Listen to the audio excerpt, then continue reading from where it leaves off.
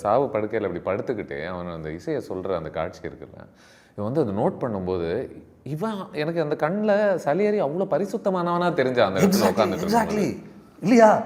அவன் என்னதான் பண்ணுவான் உள்ளுக்குள்ள வச்சு, அவனால டேய் அவனை நல்லவனா படைச்சிட்ட, அவன் புகழ பாடுறதுக்கு என்ன வர படைச்சு தொலைச்சிட்டேன். டேய் நான் அவனோட அவன் நினைச்ச ஆள கேவலம் அவன் புகழ பாடுறதுக்கே நான் என் பையன் என்னோட பிறகு பையன் ஒரு பேசிக்கான ஒரு ரைட்டரா மாத்திட்டேன் இப்போ. அவன் சொல்ல சொல்ல எழுது அப்படி ஆகிட்டாங்க. இன்னும் நடக்குதுன்னு ஒன்று இருக்கு இல்லையா? அதாவது இந்த உலகத்திலேயே மொசாட்டை முதல்ல புரிஞ்சுட்டு அவன் தான். உண்மை, ரொம்ப ஆத்தென்டிக்கா உண்மை. வாழும்போதே புரிஞ்சுக்கிட்ட முதல் ஆள் அவன் தான். அப்போ அவன் தான் மிகப்பெரிய எதிரியாக மாறுறான். முதல் ரசிகன் அவன் தான், முதல் எல்லாமே அவன் தான் மாறுறாங்க. அப்போது எவ்வளோ நான் என்ன சொல்கிறேன்னா, நமக்குள்ள காதல் வராத ஆள் கூட இருக்காங்க, பகை வராத ஆள் இருக்கானா, பொறாமை வராத ஆள் இருக்கானா, உங்களால் சொல்லவே முடியாது. அவங்களால ஒரு வண்டி தாங்க ஒரு ரேஸ் ட்ராக்ல தனியாக வண்டி ஓட்டுறதுக்கு ரெண்டாவது ஆள் வந்த உடனே நம்ம காட்டுற கெத்துக்கும் ஒன்று இருக்கு இல்லையா?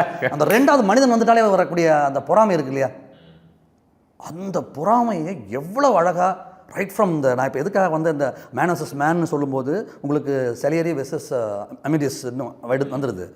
மேன் வர்சஸ் நேச்சர் காடை கொண்டு தான் உள்ள